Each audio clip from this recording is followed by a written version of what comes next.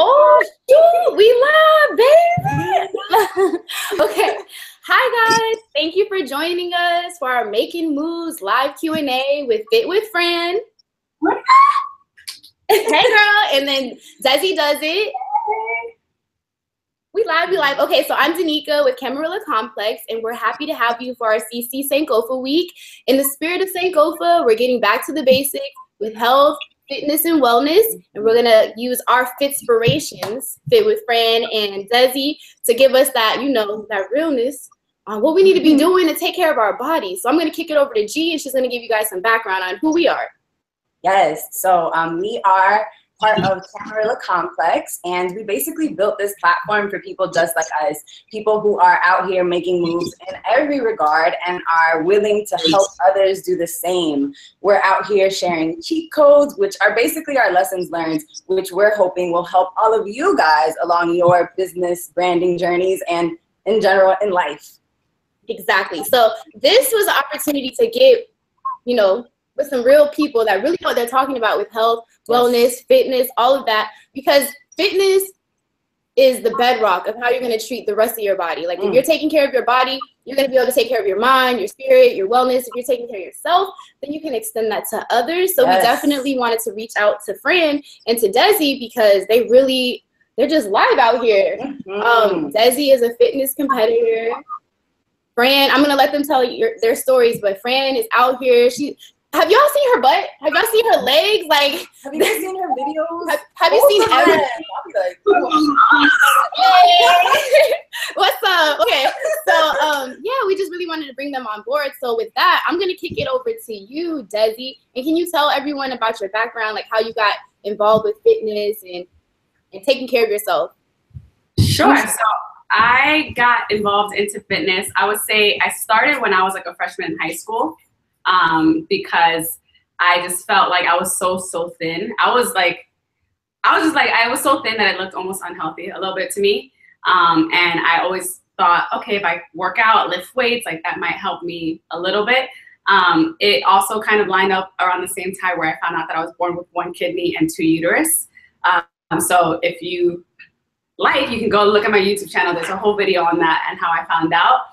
But basically I had no choice but to kind of like change my lifestyle around and start to do healthier things to change my life. And just, you know, you have 1 kidney, that's something that changes everything.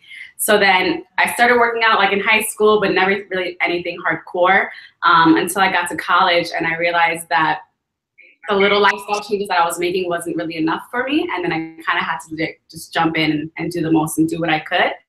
So then I started competing last year. I had my first competition last year, and that was mainly because when I found out that I had 1 kidney, I was also told that I couldn't play any contact sports. So that sucked, and I used to love playing basketball, so this was like the one thing that I felt like I can still do and be competitive and like keep my body in shape and hold myself accountable. So I would say over the past 3 years is when I've really seen that shift from me just doing workouts just to do it and kind of still eating bad to really changing my entire lifestyle around. So I guess we're gonna put like the link to your YouTube video, but I did not know that you were born with 1 uterus until you like launched that video, and I was like, oh my God, that's crazy. So like, if anything ever happened, like you got elbowed really hard to that 1 kidney, like exactly. So instead of having 1 uterus, 2 kidneys, I kind of went the other way around. I got 2 uterus, 1 kidney, and that's exactly what they told me. They're like, if you're playing basketball and someone just elbows you too hard, like that's about it for you. Yeah.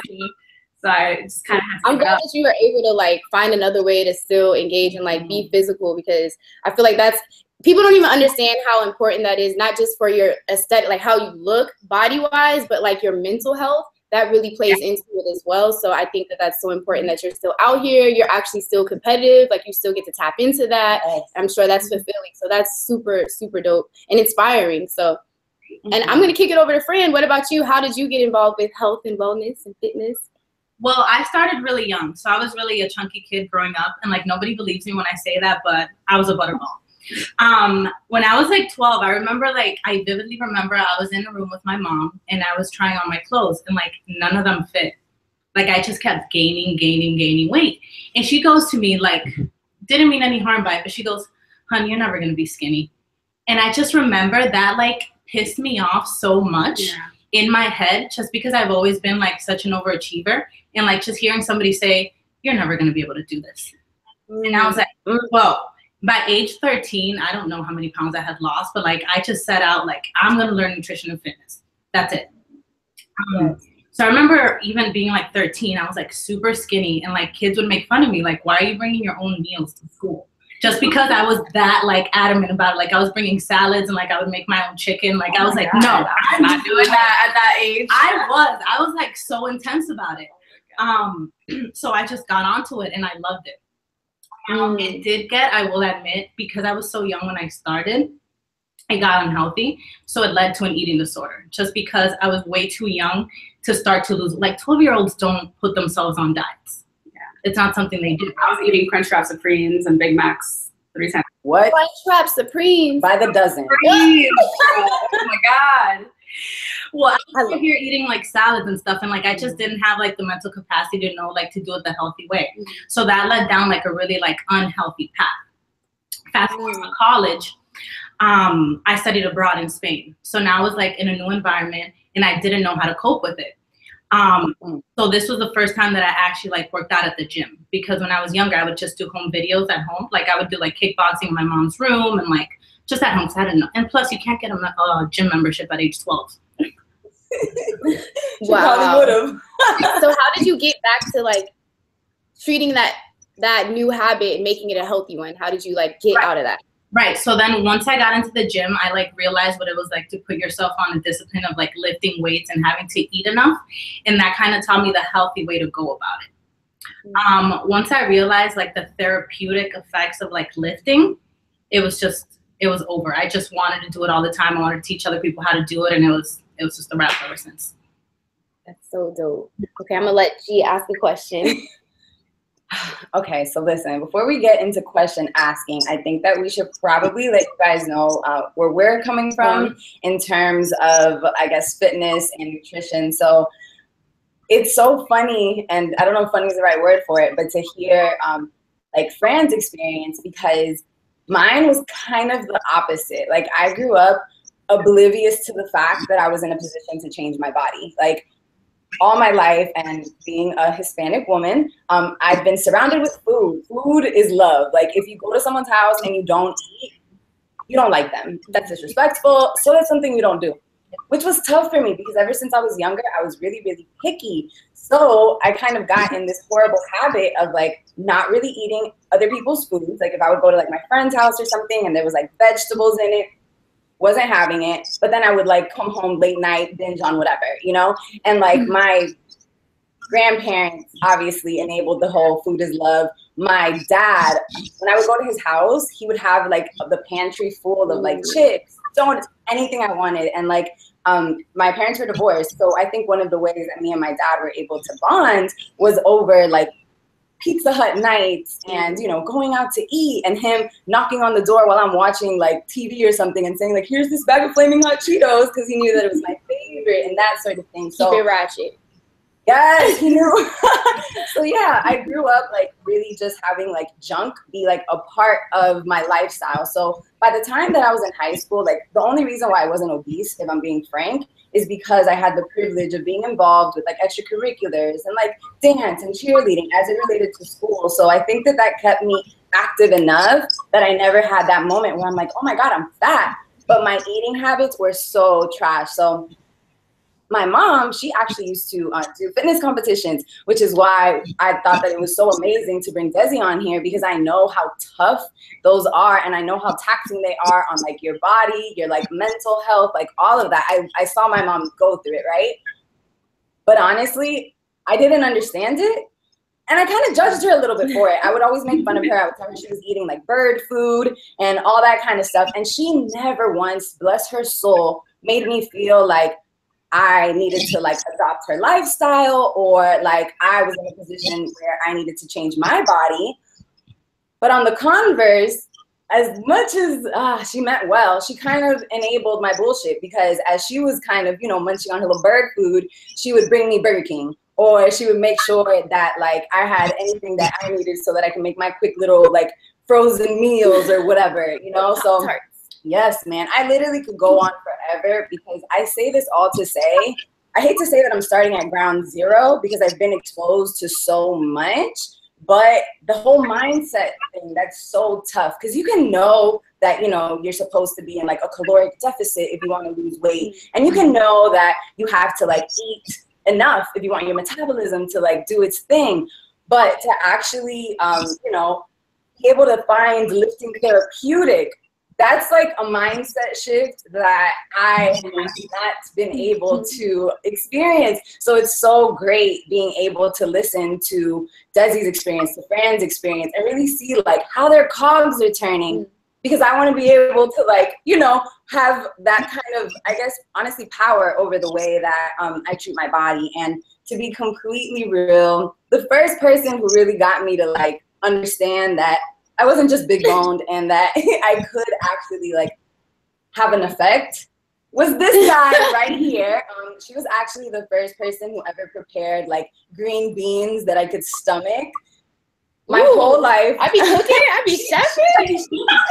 Mind you, my dog with the butter, with the salt, with the. I use margarine. Can't believe it's not butter. We're not eating butter around here. You see, so it's that sort of thing. So I've had help, which I love, but I definitely want to get my power back. I want to get autonomous, and I want to be able to like show Danica that I could do a thing or two. You feel me? Like no, but really, like I feel like the reason why I was really excited to talk to you guys about it is because I have like a basis of like clean eating, but I want to get into like that organic shit. Like I want to learn like how do I get rid of this GMO? How do I get rid of all this ridiculous stuff that like I remember when we were prepping for this, Dezi was talking about how when you like the way that we like, I'll let you talk about it later, but like the way that we eat, like the animals that we eat when they're dying or like when they're being put to death or like taken out of their misery, like they're stressed. And so when you eat that type of byproduct and you inhale or you take in that energy, and I'll let her expand on it because the way she put it, it was like way better than I could ever put it. But like I'm really trying to get like back to like the real basics. Not like I don't even want to be using, I can't believe it's not butter. I don't want to use anything manufactured. I want to learn how to like, this is a natural oil. It comes out of whatever byproduct just like this naturally. You don't have to add any like chemicals to it or anything like that. And I really want to learn about how to do it because it seems daunting. Because it's like how do you unlearn something and relearn something else? So for me, my relationship with fitness and nutrition is I mean, I had my parents were military. I joined the military as well. I was athletic growing up. And so like that was there. Like the physical aspects were always there. I was always athletic. I'm shaped like a swimmer. Like I have my mom's broad shoulders and like, you know, whatever. For gymnastics, I was dope because like alignment, like you can see my lines and like dance too. So it was cool.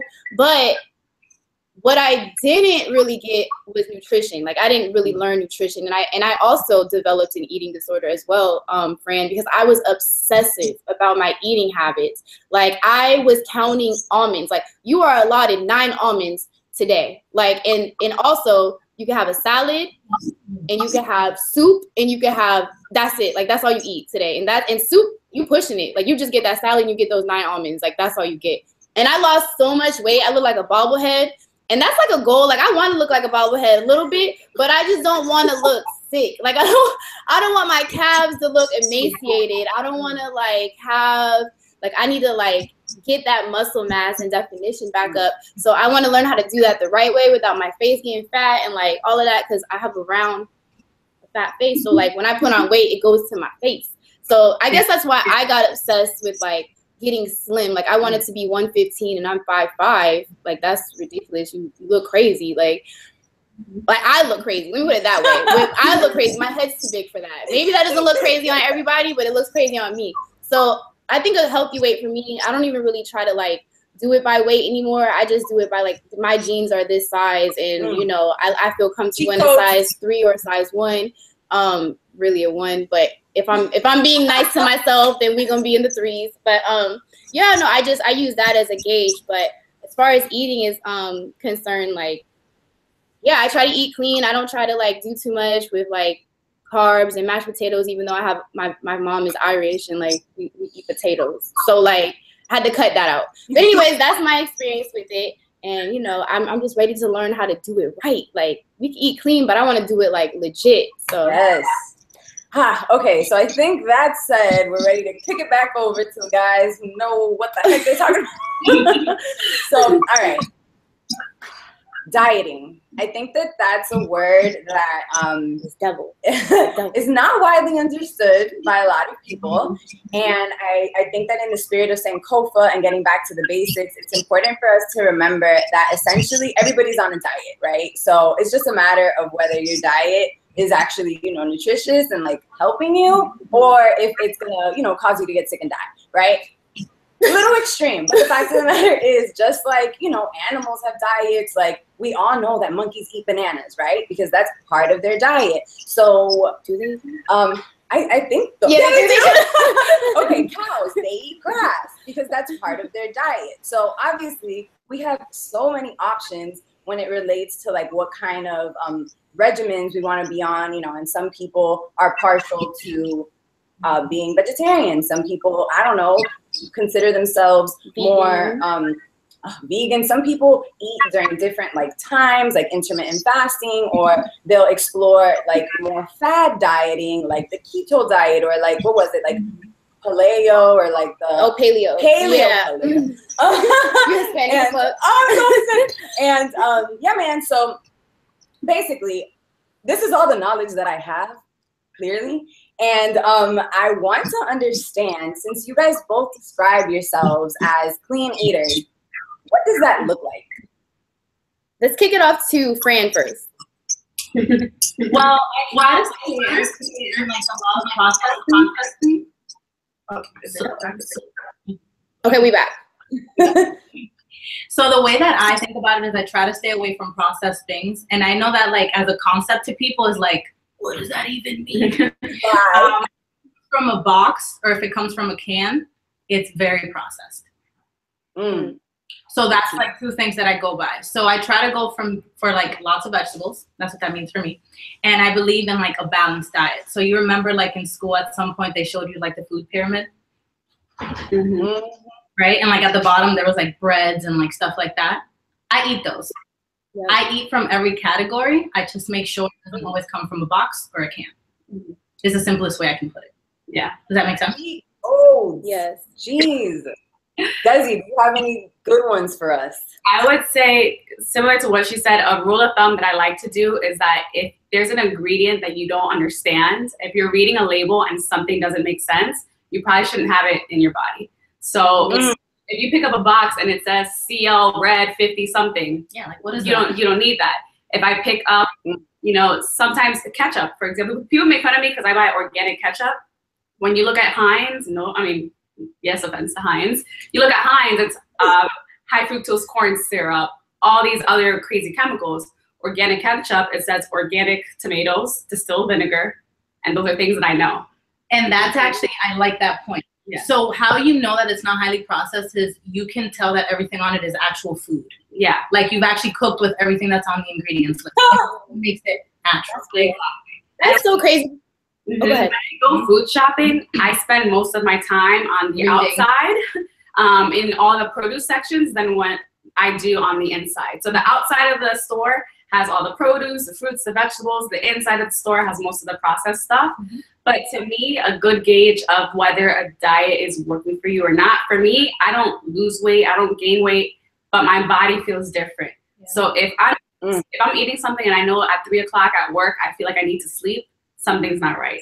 If I'm feeling like when I wake up, like I didn't have a full night's rest, something's not right. And it's all putting into your body. So use a gauge, and part of that means that you kind of have to slow down sometimes and listen to your body and feel like, okay, what am I putting into myself every day that's not doing me good? How come when I eat a full meat lunch, I eat meat also, but how come when I have steak during lunch, I feel so tired, I feel so lazy? Listen to those cues, because your body is telling you something for a reason, so don't ignore it. That's real. So, do you have, I know that, Fran, we have that downloadable cheat sheet that gives us some nutritional tips or anything, stuff like that, but I know, Dezi, you could probably offer some consultation to some of these people. Like, how would you want to do that? Would you want to like have them tweet you questions, or like how would they be able to get that opportunity from you? So whoever's interested in having a consultation, if you guys are viewing this, I believe we're going to select someone at the end of the video who's still, you know, tuned in. Just let us know, whether it's in the chat or on Twitter, why do you feel you need help? What are you the most lost with? Because that's the first thing that I go over with everyone. It's like, all right, what are you lost with? And like, let's address that. And what do you like? And let's address that. Because I can give you a nutrition plan, I can give you something, but if it's not tailored to the things that you like, you're not going to follow it. So we need to make it as simple as we can for you. But like what G was saying earlier, she was like, oh, I don't like vegetables and tomatoes. I'm kind of, or tomatoes, vegetables. I'm kind of like a tough lover in a sense, where I'm like, all right, you want to get fit or not? Like, I guess like, that's real. That's super real. And like at my job, so I work for a health supplement company. And like they said, like your body gets so used to eating the bad stuff that eventually it says, I hate broccoli. But sometimes you got to be like, sorry, excuse my French, fuck that. You have to eat broccoli. Like it's not what you want to eat. And like you can test things. And after a while, obviously, if something's not working for you, you can change it. But like you have to draw the line within yourself to be like, all right, this is what my goal is. This is what's stopping me, and how do I find a way around that? Yeah, you know. So I just got a text that some people are having issues with the audio. So hopefully it's working. I just told somebody to try again, so we're gonna keep going. But I got a text. So if you guys see me like looking off to the corner, I'm looking at my phone because I want to make sure that people are getting this key, because it's important. Like we need to get it together. That's so hard to me though. Like, how did you even? This is just like this wasn't a planned question, but how did you even start like implementing or bringing that on board your diet? Like implementing ketchup that's organic. Like I feel like I have to take everything out of my kitchen and start over. Like I like my sazon, I need my goya, I need all of that, and that's all GMO. So like, how do you?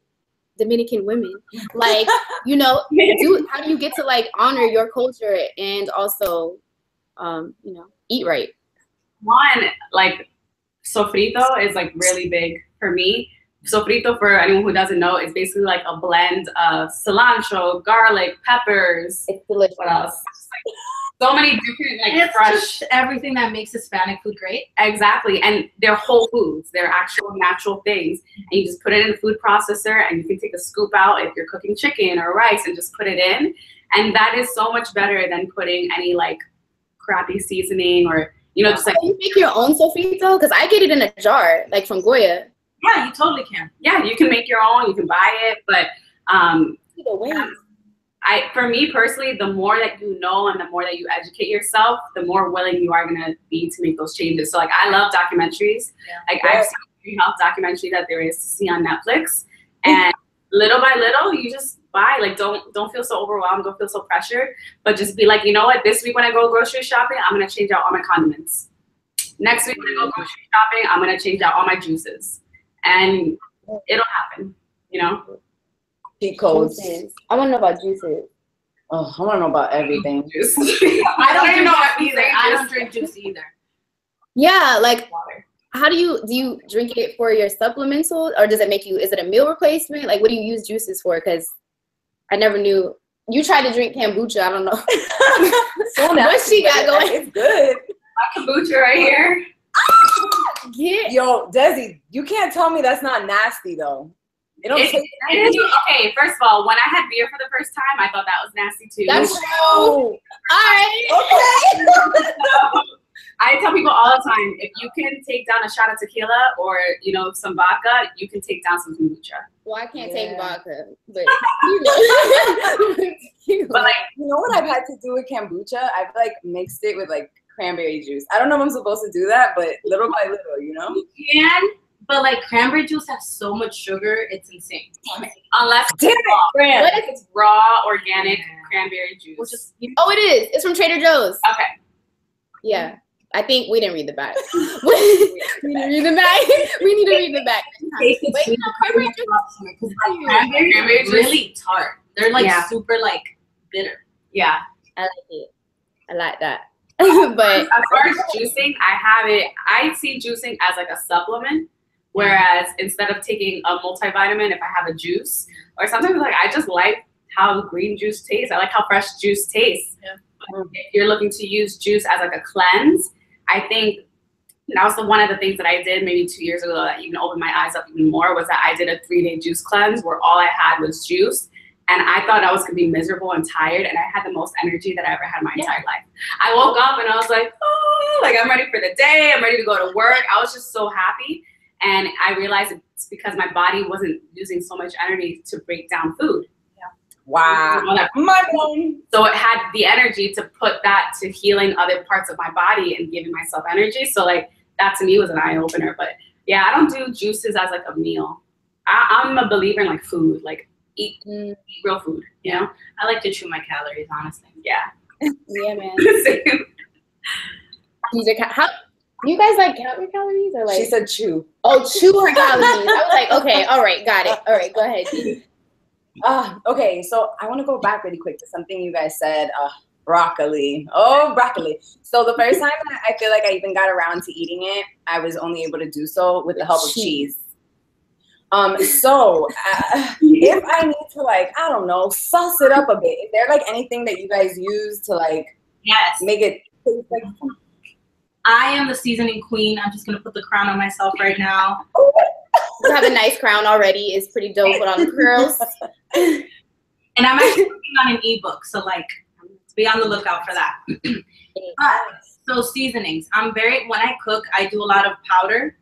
So I do like powdered garlic, powdered onion, paprika. Just because it's like really easy. Instead of like mincing a garlic, you just mixing garlic. Put some powder on it. Paprika's my favorite. Oregano is my best friend, and then a little bit of sea salt goes a long way.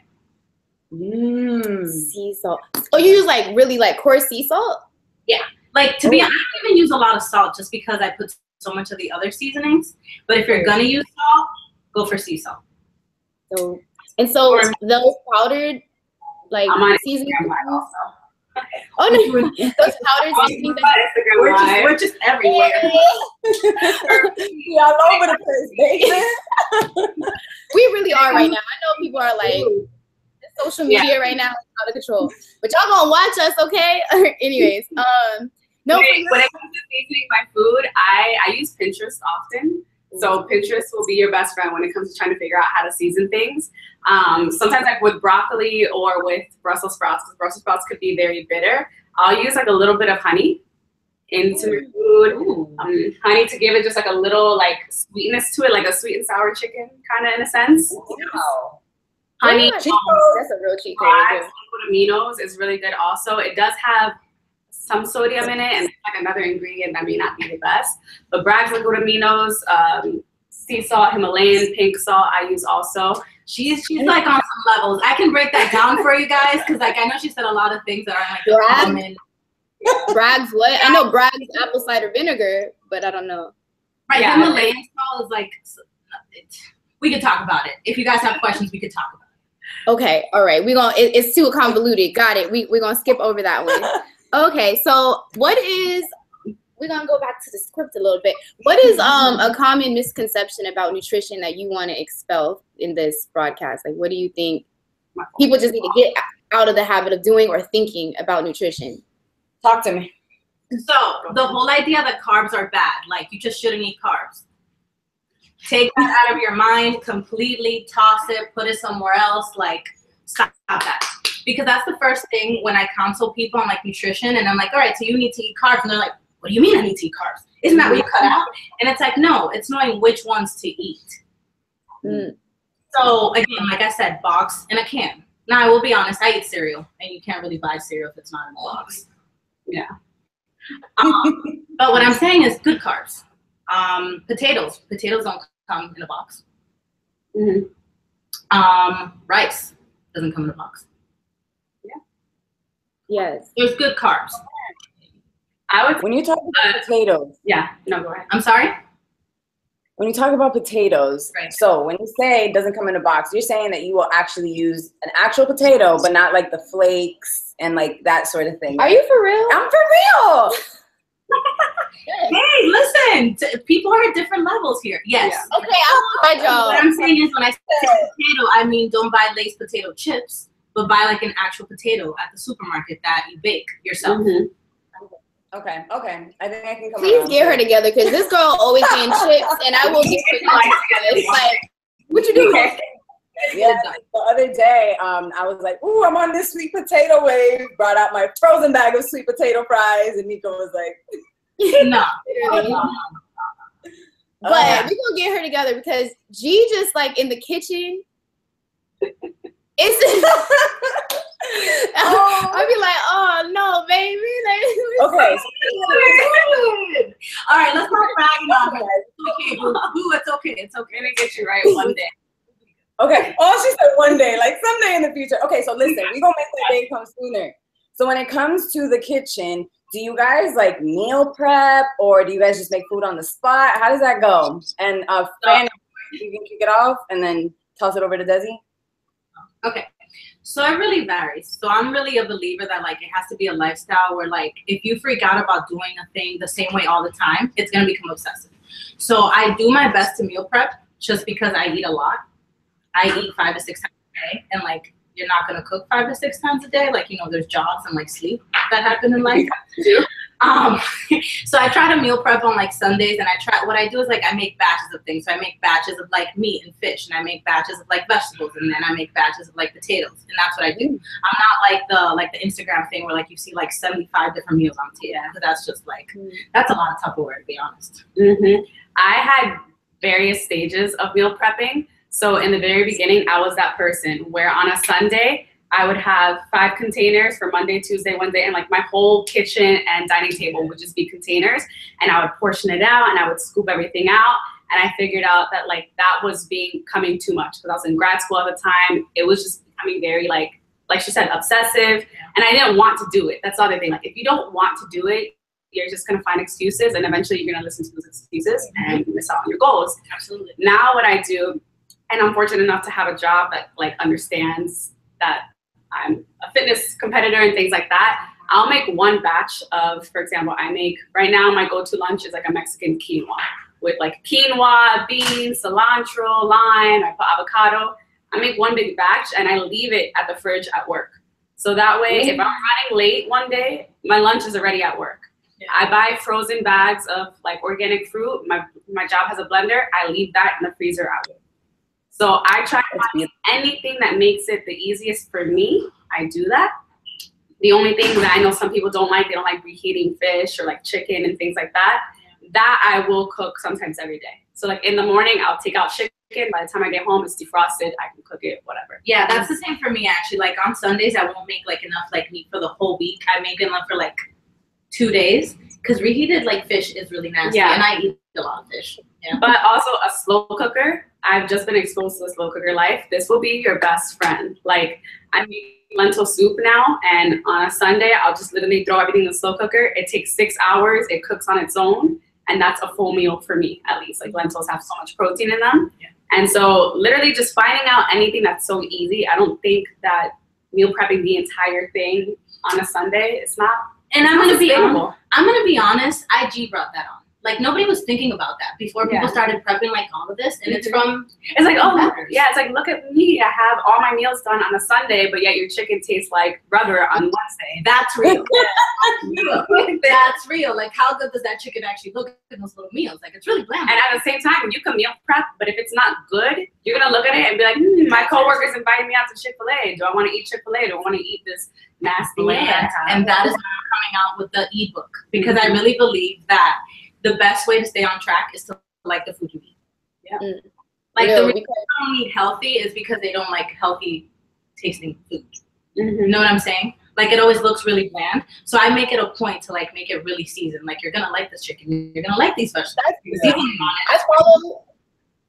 I follow Fran on Snapchat, and she's always seasoning up something, and it's always super colorful. It doesn't look like dried up chicken chunks like when I try to eat clean, because I've been looking at IG people that are like, oh yeah, we're meal prepping, and then by the time Wednesday comes along, it's dry. It's just like, ugh, like no, I don't want to eat that. And then I get tired of eating chicken. I get tired of eating fish. So I'm just like, how do I like make this different? How do I?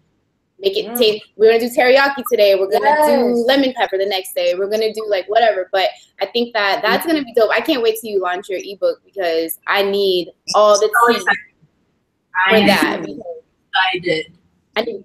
I need to get in the kitchen. So I think we did a lot on nutrition. So I think that we should switch it on over to fitness.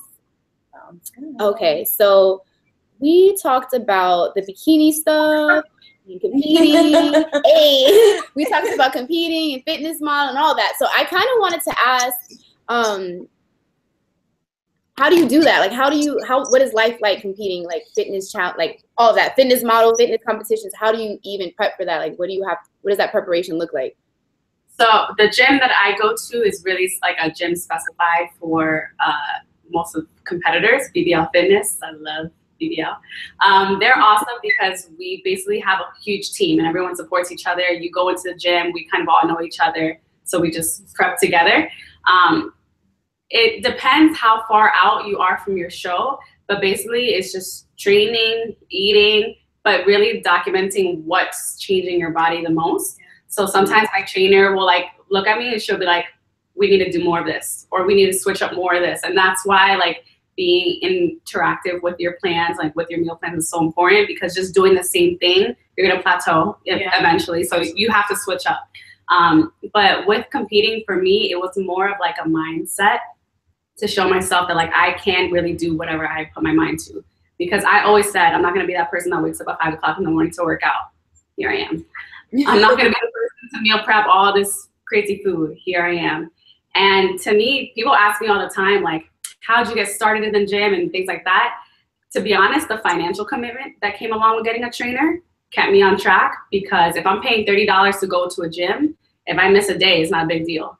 But if I pay $40 for a session with a trainer and there's a cheeseburger in front of my face, I'm gonna be like, damn, do I really wanna waste that $40 that I just spent? And so if you have the means to have a trainer, I highly, highly recommend it, even if it's for a month.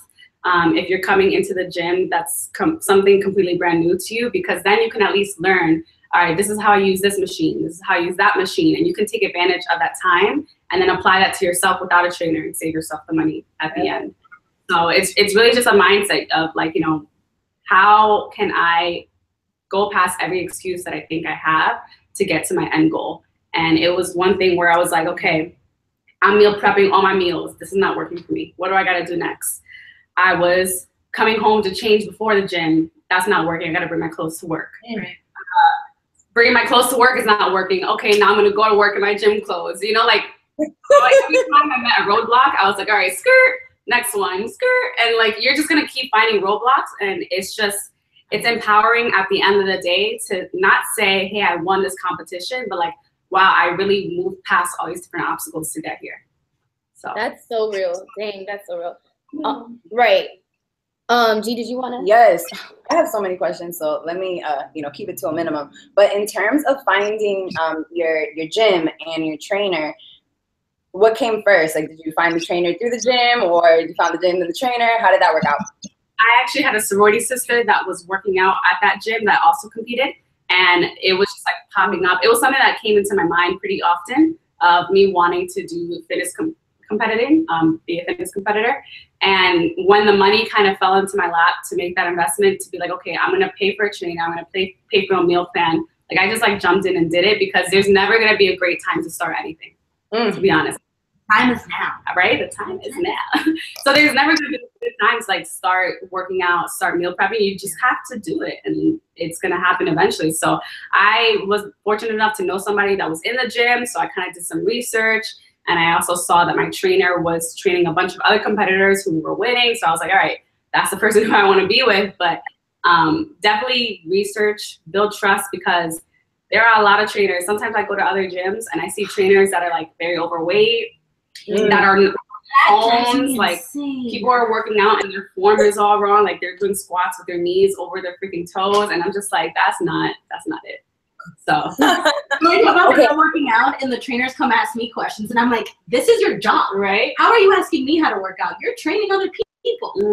Oh my God, I don't even get into that. Yeah, so like do questions, like just ask questions. And even if you can't have a trainer, like literally the other day, yesterday, I recorded myself doing deadlifts and I sent it to her and I was like, hey, is my form like a little off? I didn't care if I was recording myself in the gym and people looking at me. I don't care. Like, I don't. If you follow me on IG, you will realize I do not care. Yeah, so I'll record myself working out, not post it anywhere, just to see if I'm doing something the right way and ask somebody. So again, I don't know what to do in the gym. You know, like saying, I don't know what to do in the gym. That's an excuse. Record yourself, send it to somebody next. Like, I love when people give me excuses and I give them the answer and I'm like, all right, next. Right. Next, now what's your excuse? Listen, I'm gonna need to win this free consultation, let me tell you. Okay, so listen, this is like another whammy, and I'm sorry that I'm kind of hitting you guys with, you know, questions here and there, but this is something that's kind of been on my mind. Have either of you ever like worked with one of those gyms where maybe there was like a set sort of curriculum? So for example, like CrossFit or like core power yoga or like those sort of things. Have you guys ever done anything like that? So I haven't, not at a gym, because I've just done so many different types of like ways of working out throughout the 13 years that I've been working out. So I've done kickboxing at home and I've done like Pilates and I've done all those things. So once I actually pick a gym, I just pick one that's really like heavy on like machines and stuff like that, because lifting is my thing. So yeah, I don't really do CrossFit. I'm sorry. If you do CrossFit and you're watching this, I'm sorry, but just no. Girl, you better tell them. Why not, Fran? No, I'm just... For me, I wasn't a fan of CrossFit because since I compete, I like to have a Coke bottle shape, you know, so I work out my shoulders heavy, so my shoulders can be wider, so my waist looks slimmer, and my legs. So there's a certain look and an aesthetic that I personally want that I feel like I cannot achieve through CrossFit. That is a nicer way to say it. That's how I can say it too. There you go. I didn't realize that was the shade. I didn't realize. There's a gym down here that I have gone to called Body Tech. And it's basically, it looks like a CrossFit, but they basically say, all right, we got 10 stations today. And this station is going to be ropes. This one is going to be abs. This one's going to be this. And I feel like it's a lot less power movements. So I think of it as a CrossFit without the heavy lifting. It's more like body movements, jump squats, push-ups, things like that that you can do with someone there. So I have done that, and I noticed that whenever I do high-intensity interval training in that sense, HIIT workouts is what it stands for, that's when I get the most ripped. So the gym and heavy machines and weights, that's what builds me up. But like getting cut up, seeing the abs, the high-intensity workouts is definitely where it's at for me. Right. No, that's real, and that's why I said, oh, I caught that shit. I never even thought about it like that. For me, the critiques or the criticisms that I always hear about, I'm still over here on my phone, but the criticism that I always hear about CrossFit is that you can end up in a situation where the people that are training you or that are encouraging you to do whatever XYZ workout, they might not be knowledgeable, and there's, you know, you're at risk for injury. That's always the criticism I hear. But I also, if I'm thinking about all the people that I know that do CrossFit, they don't have that Coke bottle figure. And I think that that's where people get that misconception of like, if you lift, you're gonna look masculine, or you're gonna get like bulky. And I feel like with CrossFit, that my personal take is, that's typically the look that I see when people are working out CrossFit. When I said that I was competing, everyone was like, you're gonna start looking bulky and you're gonna look manly. And then I posted some bikini pictures and everybody was like, hold on. I'm trying to get like you. I'm like, curves from. No, but that's also because I was training to achieve that look, you know? So which is exactly. So you have to know what your goals are. So I do fitness modeling, and so I shape my body to what I want it to look in pictures. So I personally know that like I put on a lot of upper body. I put on muscle very easily. I know that I know. No, as a woman, it's really hard to put on muscle. Like, and I'm blessed in that sense. But anyway, I know that if I lift really heavy my upper body, I'm just gonna get like huge, fast. So what I do is I lift less heavy up top and then really heavy at the bottom. So then we get that. Oh, I need to do that. See, I've always had really strong upper body strength. Yes. Okay. Wait a minute. She could do like a billion push-ups, like real ones. I just want you guys to know. Okay. So, what was that? You said your military background, you kind of got to be a beast. In gymnastics, really. It's really gymnastics. Because we're in the same sorority. And she knows. Basically, I was her stepmaster. She's the only person who's ever come up with like a workout plan. Let's leave it like that. She knows. So I was like, what is that? That's not a push-up. Like, hold on. Like, let's run that back. But anyways, like, I've really always had like a lot of upper body strength, but I've always felt like I get really bulky up top, and I've had a hard time building mass on my lower body. So if I like, especially my calves, like, how do you get calves? Like, my calves look like if the wind blew too hard. Of like bodybuilding and just like working out in general. My calves just are always there. Oh, you see? Okay. So it's different for everyone. My calves are always just like bulge. My calves, like, if the wind blew too hard, they're gonna snap. Like, what is happening? I don't know how accurate that is.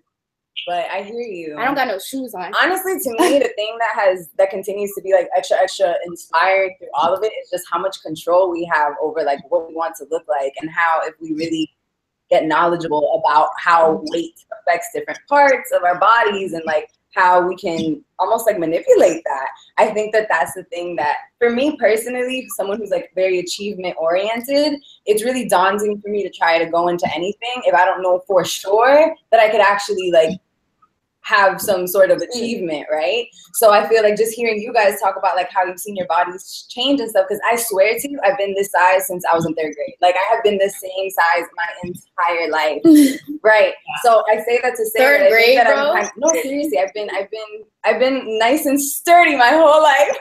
So to that end, though, I'm so inspired by the idea that I could like go in a gym and I can still do like, you know, heavy squats, but maybe I can pick up some like 10 pounds and just start making something happen. Like, to that point, the mentality that I also had when I was competing was, when I was going to the gym, I was going 3-4 times a week and barely seeing what I wanted to see because I wasn't going hard. So to myself, I was like, all right, Desiree, go hard for 3 months, see what you want to see, and once you see that, you're not going to want to stop. Yes. Versus going to the gym and kind of just like BSing it each time, and like, that's why you give up, because you don't see the results yet. So that's why when I went super hard and I started seeing the results, I was like, okay, it's actually happening. Now I can see why and continue to be motivated. But like, there's a good quote that I have somewhere on my phone, but it's basically like motivation versus discipline. You know, you can look at something and be motivated by it, but are you disciplined? Yeah. Are you disciplined to make sure that you're going to follow that same thing? So like, I said, go hard to go home. Like, if it's something that you want, obviously go hard to a healthy extent. Just don't go crazy. And I think that that's just an important part. Yeah. A lot of people say they want to lose weight, but do you really? Like, I feel like some people fall so victim to being victims, really. Like, it's so much easier to say I'm fat every day than to actually wake up and go to the gym. Yeah, and that's why people think that like fitness people are attractive, because like it takes a lot of work. Like it's mental, it's, you know, and another thing that I learned at the same time, like, just as you work out your body, you also have to work out your mental. Absolutely. Because when I was training for my competition, I wasn't meditating, I wasn't doing yoga, and like I found myself in a dark place mentally. And yes, I looked great physically, but that wasn't enough. Actually, my thyroid got affected big time after I competed, because I was super high in stress. I was competing, going to grad school, doing all these things. A lot of the vegetables that I was eating, like cruciferous vegetables, they were affecting my thyroid. And like, I got to a point where I started feeling like I was being choked all the time. Like, no matter what I ate, I could eat water, I could eat water, drink water, eat a salad, and I felt like I was being choked. Yeah. And I later found out that it was my thyroid and my hormones that just went crazy.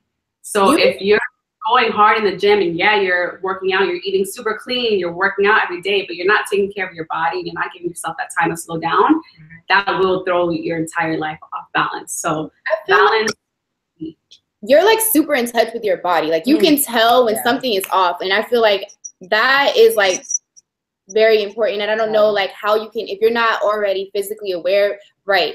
Because that's what I'm hearing. Because I'll tell G all the time, like, oh, I can tell that I'm stressed out this week because XYZ, and like I had slept and I actually dreamt last night about something crazy. And then she'll be like, how the heck do you know that means that you're stressed? Like, how do how do you know that that's not normal for you? Like, I guess, like, learning what your like homeostasis looks like when everything is ideal, and what you have to know what that is first. And I feel like you're never going to know what that is if you never treat your body the way that you're supposed to treat it, because you don't know what that feels like.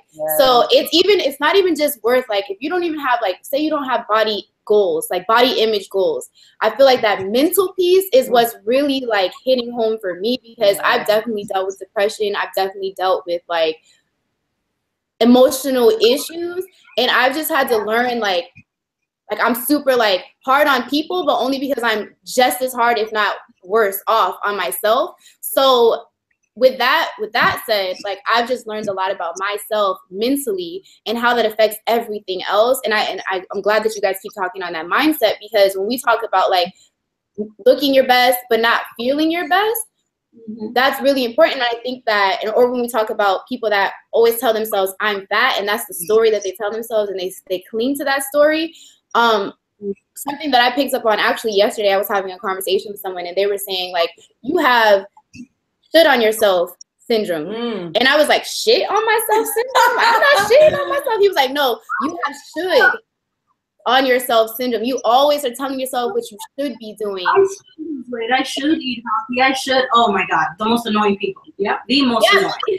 That's the mental dialogue. That's me. I'm one of those people. But instead of saying what you should be doing, I should get real on my health, I should be eating this, say that you want to feel this, thus I'm going to eat this. Like, I want to look this way, so I'm going to do it. If you just look at the value base of it, like if you look at the outcome, if you look at the outcome, the product that you're going to get out of this behavior, then that's going to incentivize the behavior behind it. You're not going to feel shamed into doing something. And then you're at the gym like, oh, I should have been doing this yesterday. Like, why did I?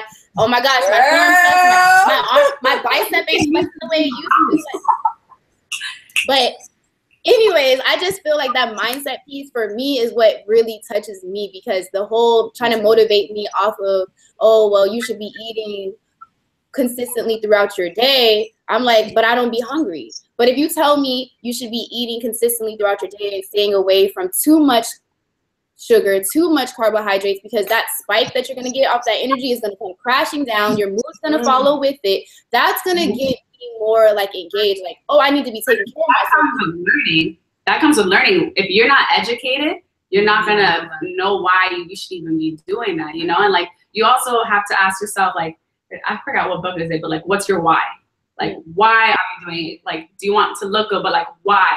You know, like, and that's another thing that I've learned now, like through doing more yoga, like come back to center. Why are you actually doing this? What's your intention for doing this? Because you have to keep that at the top of mind. You know, like, yes, you want to have an overall goal of what you want to look at, but why? And remembering your why is going to keep you on track. Yeah, absolutely. Listen, you guys are preaching right now, because I think, Dezi, if I'm being real, a lot of times my why, the answer to my why is because I should. Which from what I'm hearing right now, that's not enough. Not enough for you. It's not. Which is why then you don't change it. Like you said, since third grade. What she just read you. What she said? Do it again, Fran. Do it again. What she said? She said since third grade. Like, you've been You've been the same time, and that's why, because should is not good enough. Girl, I'm fortunate enough to have my why, because when I found out that I had one kidney, I was like, all right, I have one kidney. I don't have time to play. I don't have room to drink soda every single day. That's real. If I get kidney stones, I don't even know what will happen to me. And yeah, I have coworkers and I see friends that drink soda every single day, and I'm just like, you are really abusing your body. Like, I don't have the luxury to abuse my body. I don't. That's my why. Ooh, she be judging her coworkers at lunch. We won't tell. First of all, I make smoothies. I make smoothies for my coworkers every week. Oh, with organic. Move to Cali. Oh my God. Okay, so we talked about so much. I'm like, we're coming up on an hour too. Oh no, how did time go so fast? I loved it. Okay, so let's talk about what are the actionable steps from here, since we are rounding things out. Because I just feel like I got the gospel. I'm ready to go run. Listen! I'm ready to run and listen. Them right out there. I mean, I am like this. Okay, anyways, so we're talking about actionable steps. So, Fran, you have your supplement and nutritional guide that we're launching on our blog right now. And the link is in our IG bio. It's floating around on Twitter. It's on Facebook. It's everywhere. I even put it on Snap. We'll drop it here on the YouTube video. We're dropping Dezi's video in the YouTube description as well. And your handles, your Twitter handles will be there too. All of that. But Fran, can you tell us what we can get out of that that cheat sheet that we just launched for you on our site? So I try to make it as easy to follow as possible. So I try to speak to someone like G, who like just doesn't have any clue about like what is healthy eating. You know what I mean? So I listed out basic guidelines in the beginning. And those kind of target your digestive system, because that's what helps process all the food that you eat anyways. So it's like simple things. It's like drink this much water, do this certain thing. And I'm trying to fix your digestive system because that's actually what the root. That's the root of everything. Everything. If you're not pooping every day, there's issues. There's issues. There's some issues. Like if you're peeing, there's issues. At least once every day. Yeah. Okay. My body's on clockwork. Same time every day. So that's crazy because all my exes will tell you that I'm quite literally full of shit because I never use the restroom, like ever. Same, I'd be like, no, I don't. So your digestive system is trash. I'm sorry, but it is. Help! I need to read that book. So that's a good point. She's like, help me. That's a good point. So, okay, so I have the basic guidelines, and then I kind of break it down as like when you're at the grocery store, these are some things you should look for, and I break it down by the categories. Again, remember the food pyramid they taught you in school? I kind of split it into those kind of categories. And then at the bottom, I go into some supplements. And in those supplements, you will see their benefits. So, for example, I have probiotics on there, which are good for digestion. So if after this you realize, like, I'm not really going to the bathroom, really, maybe I should do a probiotic, like it says in the guide. So there we go. Guys, and if I can be extra gross, oh my God, that kombucha stuff, if anything, I will say that that was one of my reasonings for pushing through despite how gross it tasted. I know. I'm talking about the pushing through part. Don't do that. Gross. Anyway, let's remove those visuals from our brains.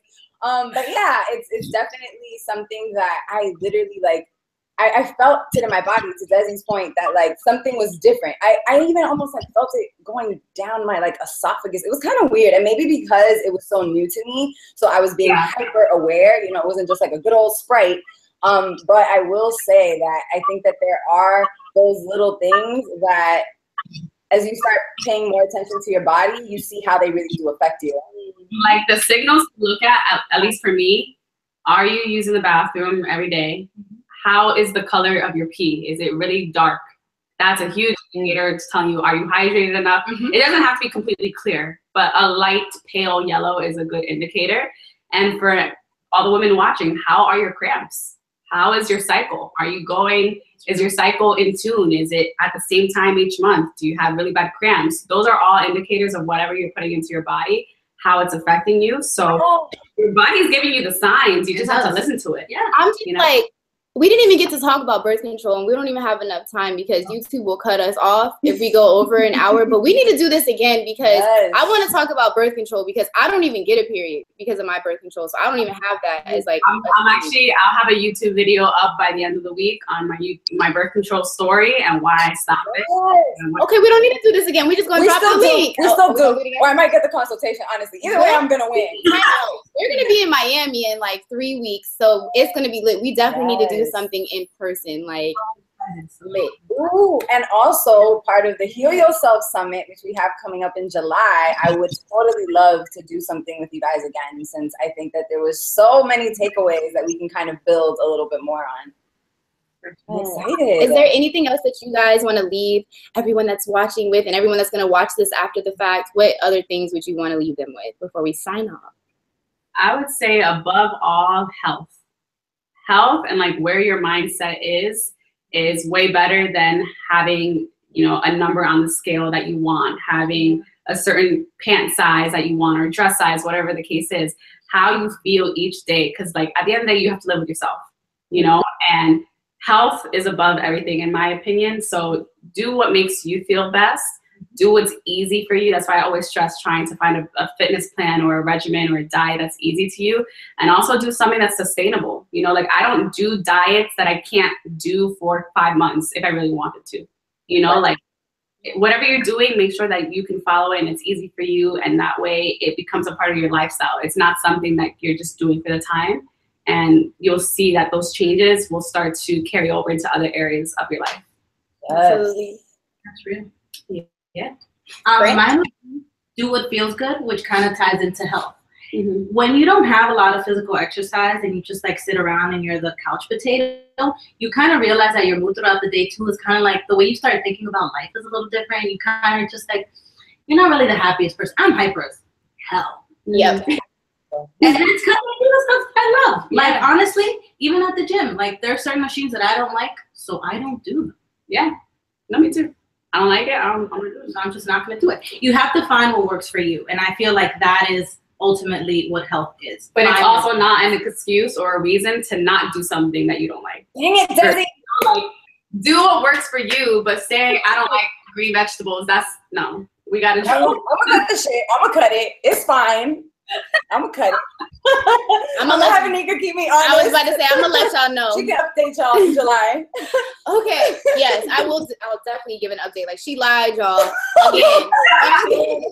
Let me stop shaming you. Let me not shame. I'm not gonna shame you into that. Nah, but honestly, I need it because, like I said, I'm definitely achievement oriented. So I feel like if I actually focus my energy into achieving in this way, I can, you know. But I'm just because I'm honestly not good at thinking in this way. I'm like, fuck it. Someone else gonna do it. Fran gonna do it. Dezi gonna do it. They gonna figure it out. But obviously, I gotta get it right for myself too. So I appreciate you guys so much. I just got the gospel. I feel like I'm definitely about to like go run on the beach about it, be in the sunshine. Follow her, like this is what I want to leave off with also is that just I've known Fran for a whole 2 weeks. Like the first day hanging out with her, and I feel like we're like BFFs now. I think that we are both people that we don't turn away from anyone asking us questions. Absolutely. I mean, like people DM me all the time, and I respond to every single one. I respond to emails. Like I'm not the type of person where you ask me something, and I'm like, well, I had to do it on my own, so you got to go do it on your own.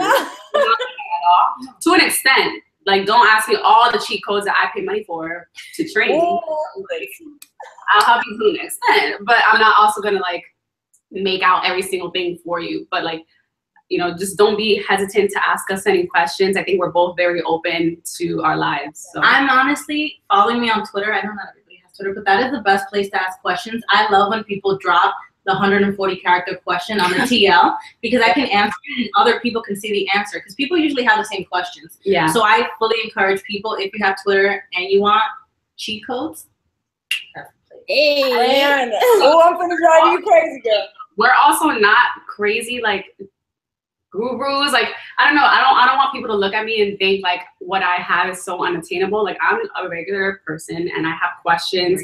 There are times where I don't know what I'm doing. Like I want to switch up my eating and things like that. So like we're all human. Just ask questions. And that's what this whole week was about. We're not perfect. We're learning just like you. But guess what? We're out here and we're gonna do it. And so that's how you learn. You learn through doing. So we out here. Questions on this end too. Like, oh, how did you do the marketing on this? Or y'all are communications experts on it. I'm not an expert. I just like this and I'm doing this. And I feel like that's how you guys feel about fitness and nutrition. Like this is something that you enjoy doing. You grew love for doing this. It didn't always start off like that, but through time and like through that commitment, you started to see the results and it started to feel enriching and fulfilling. And everybody else can have that. Everyone can have that fulfillment if you just start. So I think that this is a good start. And hopefully you guys will come back in July for Heal Yourself to keep it going. So with that said, thank you guys for joining us. Thanks for everyone watching. I'm so glad that you guys are in the same place. By the way, can we just appreciate Dezi's whole situation over there? Her whole house is just so lit. Like, they literally look like Barbies. Make noise so people can see y'all. My little. So next time we do some video stuff, we definitely have to be in the same arrangement because this whole setting in the background, I'm loving it. But anyways, well, thank you guys for coming and we're going to get on a text message chat, I'm sure, after this and we'll do a little follow-up, but I'll talk to you guys later. Thanks. Bye. Bye, everyone. Thanks for watching. Bye.